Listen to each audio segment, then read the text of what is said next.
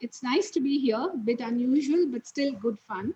And I hope this will be a great session. I'll start it by reiterating the title, which is Modern Perspectives on the Mahabharata. So, Krishna, with so much happening in the here and now in 2020, and no clear perspective on the future, why are we even discussing the Mahabharata, which is a 2000-year-old epic? How is it relevant to us? Um, I think because people don't change, do we? We are the people we were probably 2000 years ago, 4000 years ago. Um, Society changes, technology changes, the ecosystem changes, but our reactions tend to remain very much the same. And I think that is what sort of I was trying to look at in my work, which is that if if you could tell the story of those times as a socio-political story, how would that work out? Or you bring in technology and technological change, a kind of almost a sort of change in the entire infrastructure coming in. How would that affect the way people behave? And turns out they don't behave very different from the way we would behave now, which is that they fight over resources, they fight for power, they fight for various other things, and things like hierarchy and oppression. All of these issues remain. So the times change, resources change, the canvas changes, but I think the characters on the canvas remain the same. Is why I think it's still relevant, and I think we still love doing it so much. And there are obviously people here today. Thank you for coming, who gathered to hear about the Mahabharata. But what's your perspective on this, Madhviji? Well, I completely agree with you, for one, that though everything may change, the entire world may change, human nature hasn't really changed all that much. And what is unique about the Mahabharata is it presents the world as it is, as it was then, as it is today, viewed through this human consciousness. So, human nature is flawed, which is why Mahabharata is a gray. All the characters in it have shades of gray in them. There is no black or white. The fact that it is flawed then, and it still is, and even tomorrow, when all the changes come in, is it raises the important question of what is the right thing to do. You know what, in any situation, whether 2000 years ago or today or 200 years from now, this is a question that will be facing us all the time. How do we decide what is the right thing to do, and how do we decipher its consequences? Do we look at short term gain, long term gain? In the present corona situation, for instance, this question has come up again and again. Even tomorrow, when we look at the vaccine coming in, who is going to get it first? It's an ethical question and a moral question. So these questions make the Mahabharata relevant as long as there are human beings on the planet. Would you go with that? I totally agree, and I think we're probably just talking about two, different elements of the same thing. Maybe we agree the ethical and the moral is constant, as is the political and the social, because all these elements are interconnected. Yeah. So, is it this sort of this ethical conundrum and the potential the Mahabharata has for solving it? Is that what drew you to writing your first book? Based on the Mahabharata, what was it that you started off as a writer and the first thing you did was write on the Mahabharata? Well, yeah, that's interesting. The first novel. So before I wrote the novel, I had been writing short stories for the longest time. But short stories have a bad market. I mean, they are not accepted. So I had to. I mean, I was at a crossroad. I was told you have to write a novel if you want to. If you want an identity as a writer. So the thing is, the Mahabharata had not, it wasn't in my consciousness or anything like that. And I had, I knew the story very well, had grown up with all the legends and about heroes and so on. But when this question of writing a novel came up, I it was by chance I came across three books. The first was, again by pure accident, picked up Shashi Deshpande's Stone Women. you know, which is for the first time I was reading about epic women whom I had only heard of, you know, in stories which are told at home and so on, about Kunti, Gandhari, Sita, you know, in written in English. I mean, their sort of situations were described beautifully. So that engaged me. I said, here are women I can connect with, because as an author, you have to connect with your character. You're the first, that's the first connection you make. Can you write about this character? You know, so I said, okay, these are interesting questions that these women are talking about. It led me to the next book, because Shashi mentions it in her afterward, um, Iravati Karve's Yugantam, which was again marvelous. And quite by chance, I came across these articles which were on in an online archive by Dr. Pradeep Bhattacharya that were on the Panchakanya, Yeah. 5 women from the epics who were women of substance. Their names were mentioned in prayers that women recited, and the women were interesting. There was Ahilya, there was Mandodari, there was Tara, there was Kunti and Draupadi. Now, these are not, you know, women, I mean, they are again very gray, all of them, you know, in their actions and in their stories. There's nothing. So I was curious and I realized, okay, I know this is where I am headed. And that's what led me to write a novel which took a woman's perspective on the Mahabharata. Wow. So that's the first novel. Now, I'd like to turn the question back to you. What made you write the first of your Aryabhat Chronicles? And furthermore, what I understood of your work is that you've gone out of the framework. I've sort of remained within the Mahabharata, but you've stepped out. So, what was that decision all about? Wow, both very interesting questions and difficult ones, actually. So here's the thing. I always wanted to be a writer as a kid, and then growing up, I gave up on the dream because, let's face it, you know, get a decent education, get a decent life, settle down, kind of thing happened. And then, at some point of time in life, when I realized that no, I'm never going to be happy till I start writing, I actually thought I'd be a poet. It turns out I was such a bad poet that there were poets around me who said, "Please spare us all, don't write poetry. You know, go write books instead because your poetry is terrible."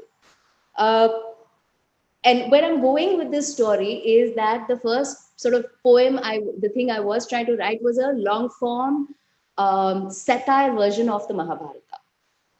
And that's how I started writing the Mahabharata. And why I was coming at it as satire, because completely, you know, this was the very conventional versions were what had always been fed to me, either along with lunch and dinner, or you know, in terms of TV, watching B.R. Chopra and all those stories get told. And I was like, no, these don't make sense. They certainly don't make sense to an adult woman in this day and age. You know, the kind of treatment, the kind of logic that seems to support them. So I started writing it as satire, and it actually started pretty well. I still have it, and I look at it every now and then. It was quite funny.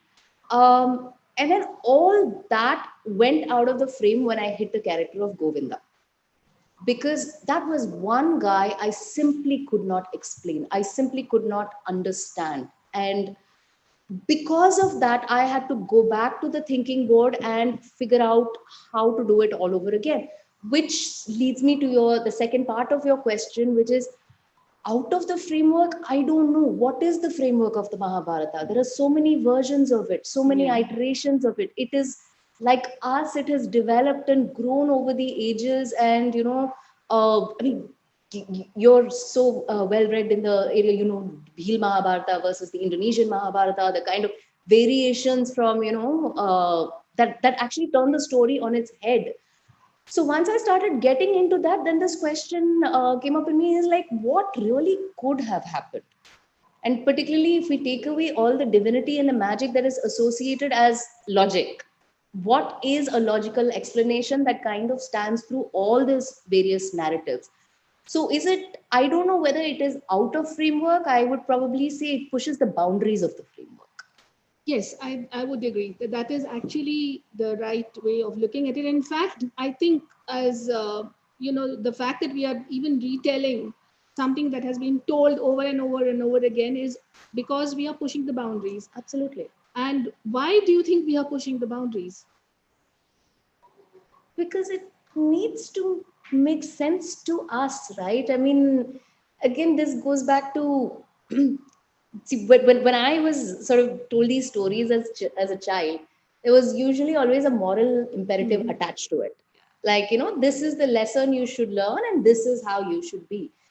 And I found that the moral imperatives, particularly in my family, which is very traditional Tambram family growing up, the moral imperative had a gender skew to it always. You're a girl, you should do this. Or you're a girl, you should be like this. And why? You ask the question why? Because you get this whole Shastra mein likha hai, this is what the epics say. Here, let me give you the example of this story, kind of is the justification. So I think that's what we're all doing in our own ways as readers or writers or movie makers, whoever deals with the epic. We are trying to make sense of something that is so much a part of our growing up, our culture, our identity, and take it and say, no, I am going to reclaim this so that it makes sense to me and the person I am. Yeah. So I don't know. So I'm sorry. I am a little militant about the way I feel about that. What about you? What are your thoughts? And in fact, the other once you think you've also mentioned earlier that your book is from the perspective of Kunti. So why do you think we are still pushing the boundaries, and how does telling the story from Kunti's perspective add to that, or where does it fit in with all that? Well, the thing is that Kunti is one of the Panchakanyas. She is revered, as a woman of steel. Now, what attracted me to her was a very modern situation, that of single mothers. Hmm. When around 10 years ago, when I started looking at, at the epic a little closely, this was at the back of my mind. There was a lot of debate, and you'd read about the whole parenting issue. The right kind of parenting, because people were working, and there were a lot of single mothers coming in. So it struck me that she was one single mother who had kind of nurtured her children in such a manner that they emerged as the winning side. So, if you look at, then I started looking at the parenting of the Kauravas and the parenting of the Kaunteyas, which is why I named her, because Pandu was out, and calling them Pandavas is I felt no, they need to be renamed. They are her children. She's the one who's brought them up. She's the one who saw to it that they got the kingdom, that they had a kingdom of their own, because it was being taken away. They were being, pushed into the wilderness. So what was it about her that made her who she was? Are there any lessons that modern mothers can draw from, or single parents can draw about how to bring up a family? So this was one of the reasons, like you said, pushing the boundaries, but also relevant. So I started looking at her. And you know how one approaches character while writing? You look at what is said and what is done.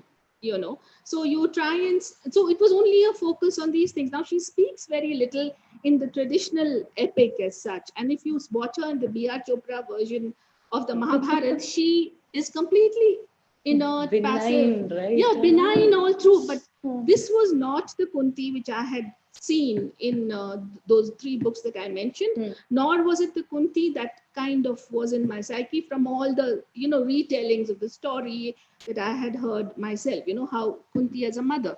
So I started looking at her, and I found a couple of very, very interesting characteristics. One was that here is a woman who really has a rough deal in life. She's fostered away at a child when she's very small. Her foster father puts her in the service of Durvasa, who's very difficult to handle. And then she marries. She thinks she's in for a happy marriage, but her husband has got an issue. He picks up a second wife and she's very jealous of the second wife because he really loves her more. Then he pushes her into, then there is, of course, Durvasa, then there is Surya. Sorry, before that whole encounter with Surya and the birth of Karna, which the child she has to give up because there is no option then or now for for that kind of an illegitimate child, not recognized by society, even if the mother loves the child, how is she going to bring him up? That question remains.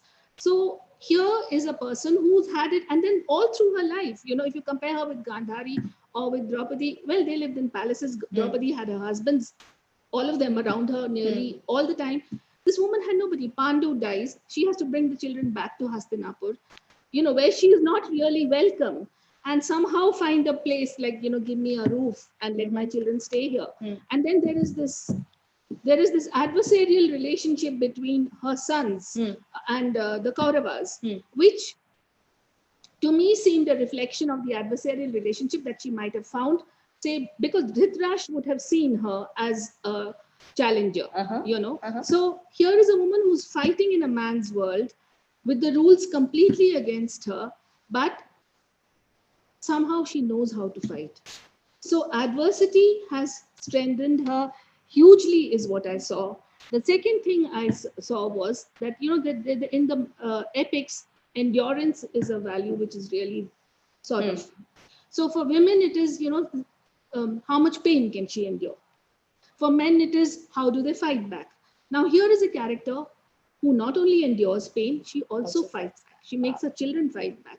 So I felt that this was very much a woman for the present world. And that's how, that's how I wrote the story.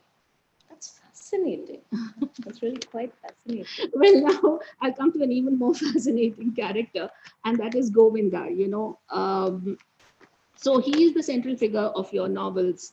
And I want you to sort of unpack for us, how does he make the journey from the cowherd to the charioteer, And as another question attached to this one is, as a woman writing about a sort of rather mysterious male character about whom there is the element of divinity surrounding him, how easy or difficult how easy or difficult was it for you to approach this task, and where did you make the breakthrough?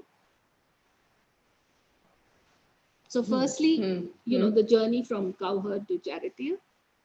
I'm going to answer that in the reverse question, because reverse order, because I think that might this thing. So here's the thing. In my story, there is no divinity. There is no magical element, supernatural element, divine element to it. So in that case, we are dealing with a version of Krishna, Govinda, as he's called in my book, who is a normal human being. Now, there are two sides to this normal human being that I found utterly fascinating. One is that, how can somebody be so revered? He's gone from being a person to a hero to a god. So what is it about him? What is it about his beliefs particularly, that are so important? And at the same time, I was trying to fundamentally, I was trying to reconcile the fact that, we talk about this guy as being divine, and at the same time, we say he is the orchestrator of the deaths of millions. I mean, what sort of cruel God does that? Gods are supposed to be benevolent. So you take away that divinity and you're left trying to explain this. I think that is, I know it sounds messy, and it was very messy when I jumped it. And it's still messy because I'm still trying to unpack it. So I think what happens in the Aryavarta Chronicles is we see him as, an adult man who's already kind of set in certain ideas, but he evolves as a character over the course of 3 books, particularly because of his relationship with Panchali. So, the whole idea, and this is something I won't take credit for. This was pointed out to me afterwards by a reader, that, knowingly or unknowingly, the character arc Govinda follows is actually the character arc that is associated with the conventional Bhagavad Gita, which is like you go from karma all the way to bhakti. The whole idea of compassion and love as being what defines your actions. So I think that is his journey. I did not intend it. I was writing it as a discovery. I was just trying to figure out, who is this guy? And to answer the question of who is Govinda, which is a question a lot of people ask in the book as well. I ended up writing the books. I don't think I've fully answered the question, because 7 years after I finished the trilogy and I thought I was done with the Mahabharata, my latest book is actually a prequel which goes into talking about the time from which Krishna is this cowherd Hmm. and how he ends up as the Prince of Mathura. And to me, this is the story of an unwilling cowherd who is pushed into taking on a tyrant, even as he's rebelling against the system or questioning the very system he's a part of, because he is taken by all these other characters saying, look, you are the true heir through the throne. Please come to Mathura and help us get rid of this horrible Kans. Hmm. And he is like, what difference does it make to me? What difference does it make to the people? Khan sits on the throne, somebody else sits on the throne. It makes a difference to the princess in this feudal system, but it makes no difference to the life of a commoner. I don't even care. So to me, it was this whole journey of, and that was to me an indispensable part, because the person he is later, the almost socialist Govinda that he is in the latest books, could not have evolved without him having such a strong identity or affinity with the common person and their life. So I think that is what I was trying to explore in this book. That part of him, how did it come up before he became like the strategist and the master warrior and all of this? As a person, what made him who he is? And yeah, it's been very interesting to dive back into the world of Govinda again. Well, strategist. Yes, that's how he's known. When I was writing the Kaunteyas, it struck me that he was, he comes into the life of the Pandavas, and he designs their entire strategy. But she is his aunt, Kunti is his aunt, and probably strategies in their blood, God knows, because here is a mother who has been guiding them all along for all those. So she, in her way, was a strategist too, for all those years which led up to the war. And finally, in that encounter which she has, just before the war, when she meets Krishna, and she sends a message for Yudhishthir that he has to fight. I think that was a time when two strategists kind of met and said, yes, this is the only course of action open for us. It's sad, perhaps, and it's going to be, we don't know what the outcome is going to be, but this is a war which has been foisted on us. We have to fight it. Is that what you also think? No, I think foisted. Oh, okay, I've always had. I believe that something as big as war has to be the product of the times of society, not of the works of individuals. So not very convinced when people, conventionally based on, let's say, even the B.R. Chopra version, go on about, Draupadi was humiliated and that's why we fought the war. Please, first of all, let's stop calling it a humiliation. It was violence. Yeah. And, this whole idea of humiliation being avenged and that's why you had the war. I was like, please, the war happens for a lot of reasons, including people being everything that humans often are, all the way from greedy and selfish to good and righteous. And all these things come together to create a situation in which a war occurs. So, and I think everybody is just trying to figure out what is the best they can do to protect varied interests in that time of war. Of course, yeah, I do agree with you completely that, to me at least, Govinda was the only person who saw the larger picture, who saw that, sometimes for a revolution you need to spill blood, was his attitude. And he's looking at the revolution that's needed and not quite at the war that is, you know, immediately in front of him. But at the same time, I don't see him as an individual who is very happy about sanctioning the massacre of millions in that sense. There has to be that larger cause. And yeah, his shoulders are broad enough to make a decision for that larger cause, is how I've always thought of him. How he got there, I don't know. I'm still discovering, like I said. But this relates to something that you asked me a little earlier, and I also wanted to throw that back at you. Is about, does it feel difficult to write men like this? I mean, no, because I think as writers, that's what we do, right? It doesn't matter male, female. We're looking at the characters and what they have to be. So, but I want to get your thoughts on that, because in your book, it's like you're mentioning Dhritarashtra is like the antagonist to Kunti's protagonist.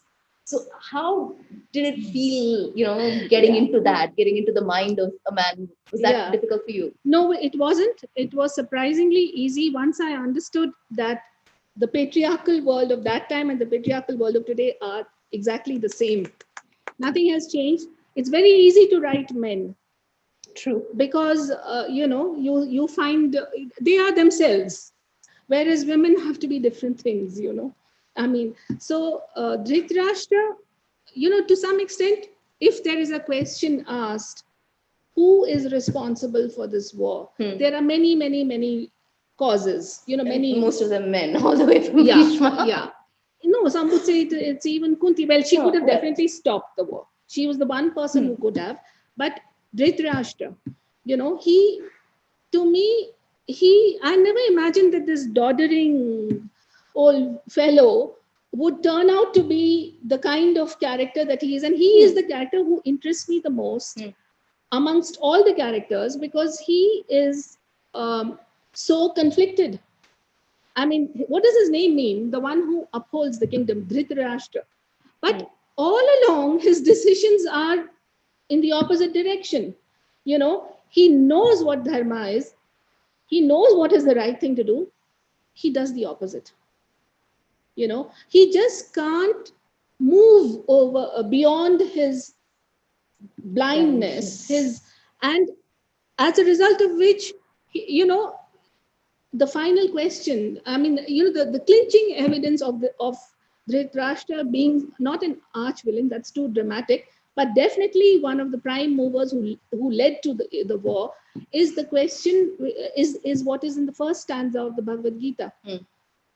Dhritarashtra asking Sanjaya, tell me what's going on on the field between my sons and the sons of Pandu. Why is he calling them the sons of Pandu? He never saw them as his nephews. He never saw them as his brother's children, never saw them as his family. So here is a person who otherized. And I think otherization is a dangerous, it's always dangerous. Dangerous then, dangerous now. So writing Dhritarashtra was, in a sense, writing about a character who existed then, exists today, and probably will continue to exist. Very, very easy. So interesting. Yeah. I just want to take on, if I may, from how are we on time? How are we on time? 5 minutes more. Okay. Yeah. So just what you said, and then maybe we'll open it for audience questions. The first line of the Mahabharata, the Bhagavad Gita, you're right. It is so indicative of othering and the problem that's there with othering. But now when I think about it, it's also indicative of how stories are always about hierarchies and hegemonies, right? I mean, your beginning line of the Bhagavad Gita is this battle between Pandu's sons and my sons. Hello, that's 106 people, 105 people. Millions died as a result of this. But we still think of the story as being these guys versus these guys. And that is so illustrative. Again, I'm just trying to relate to what you were saying about how I agree with you completely.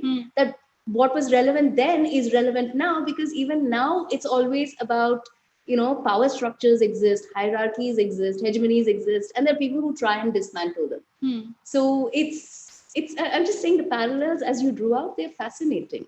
No, well, it was only in response to what you were saying, but like you said, I mean, Dhritarashtra gets one wonders why did he get this aankho dekha hal, from Sanjay? What does that mean? There are people who are fighting, there are people who are witnessing. This man is only hearing. He's so far removed.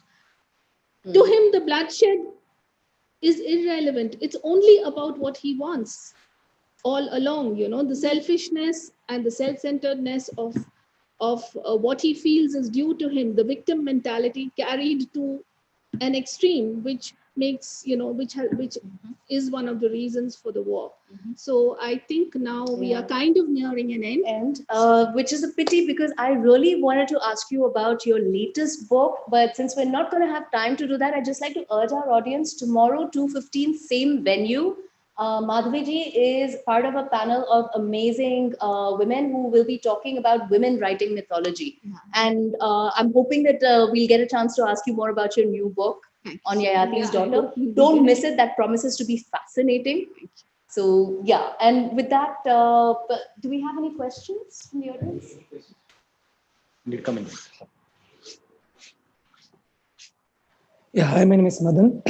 And Kunti you said as a Panchakanya because the sloka is Ahalya, Draupadi, Sita, Tara, Mandodari, Tata Panchakanya Smare Nityam.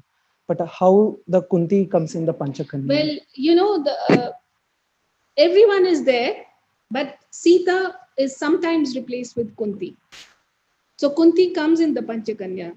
I know this is how some people say it, but from the research that I have seen, the Kunti is very definitely one of the Panchakanyas. So she in some versions of the sloka, she is replaced. She replaces Sita. The others are all they're taken from the two different epics, and I can only say that perhaps all the women from Ramayana and Mahabharata, the three from the these are Vaishnavite epics basically. So I think the Kunti is very much a part of this Vaishnavite tradition which is there. So she is sometimes replaced. She is one of the Panchakanyas. Because Draupadi and Sita are because both are different versions. Because Draupadi is a mother, as a mother she plays act, and Sita because the violence because of these females which are the Panchakanyas, they have gone through the most of the violences in their life because violence has been put on them. But Draupadi on violence. Draupadi, She was stripped in the middle of this thing. Hello, I'm sorry if that's not violence. It's Kunti. It's Kunti. But Kunti too, see, I think, if I may just add in here, and I support Madhviji's logic for putting Kunti in the shloka instead of Sita in the version, because if you actually look at the whole notion of Panchakanya and the 5 women who are named, they are all women who go against the tradition of women who've been with just one man, women who've had sex with just one man. Okay. And Sita doesn't fit that bill because in the story goes to great lengths to prove that she was chaste. I think that word and but that she's this thing. Whereas all these Ahalya, Indra and Gautama, Tara, same. Draupadi, supposedly all 5 of them. Kunti, at least another 4, right? 4, 3.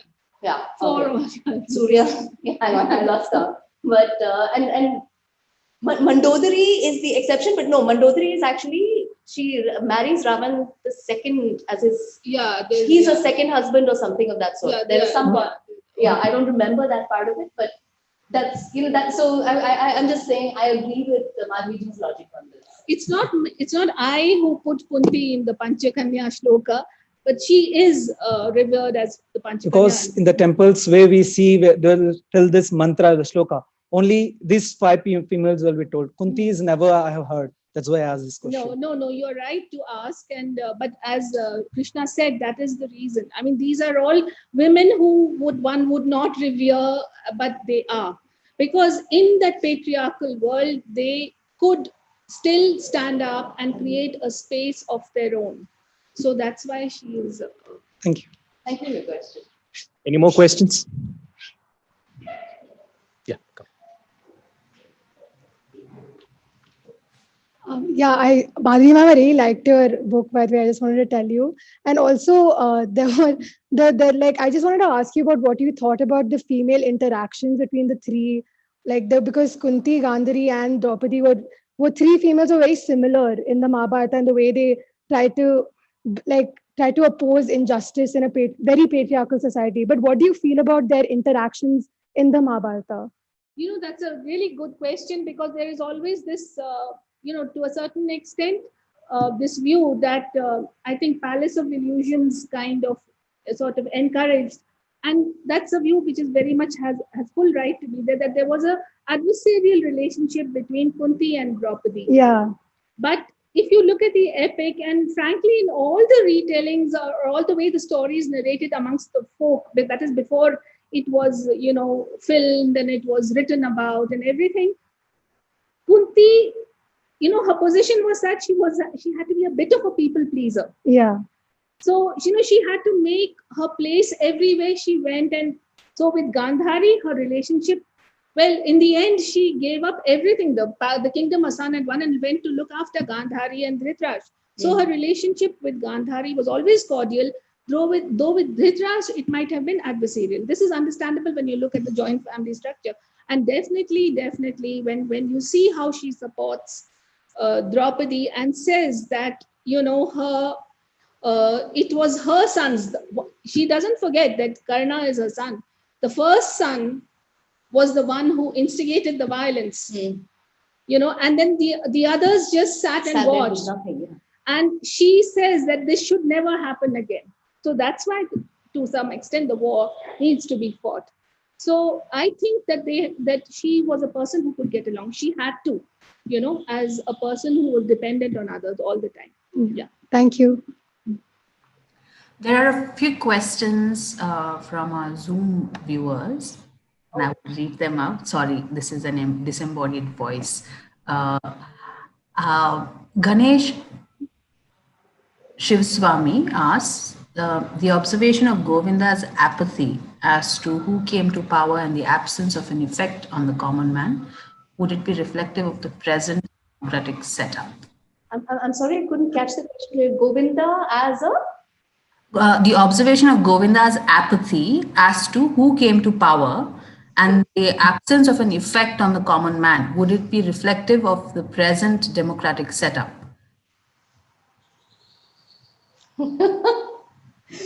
Oh yeah, I think any story is always reflective of the current democratic setup. Or like I said, some things don't change. Society and politics don't change that easily.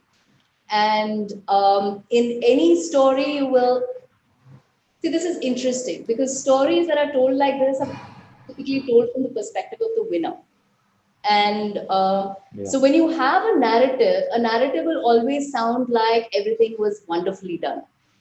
And when you have a disruptive narrative, which is sometimes what I try and do, it tries to poke holes in the fact that things were perfect back then. And in that sense, I think you will always be able to relate any story that has that disruptive view of an epic to anything that is happening in the current times, regardless of political parties, regardless of situations, regardless of governments. I think that connection is, indisputable as far as I'm concerned.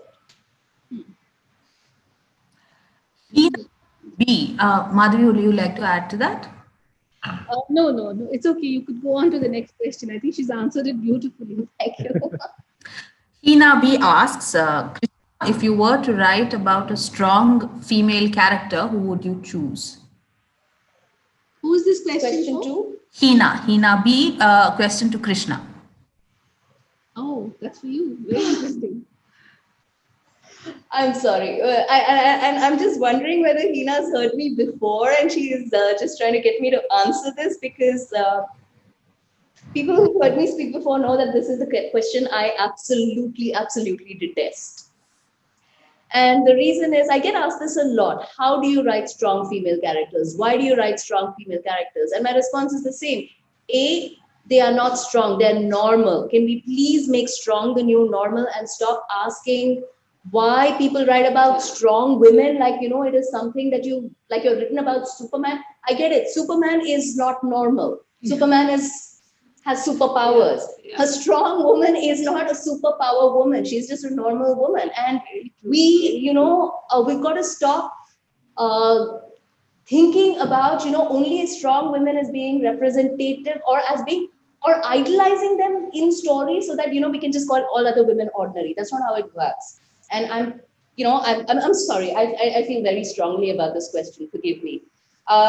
The second reason why I don't like it being asked is because male authors never get asked how they write strong women characters or strong men characters. Yeah, they don't get asked any questions. So it always comes to, why is the burden of writing a strong woman upon a woman? Yeah, well, no, I completely agree with you. That's a beautiful point you made, that women are innately strong. There is nothing about, we are not fictionalizing anything when we are writing about women characters. Yes. We clap for both of them, everybody. You big clap for yourself. Thank you for being here. Thank you.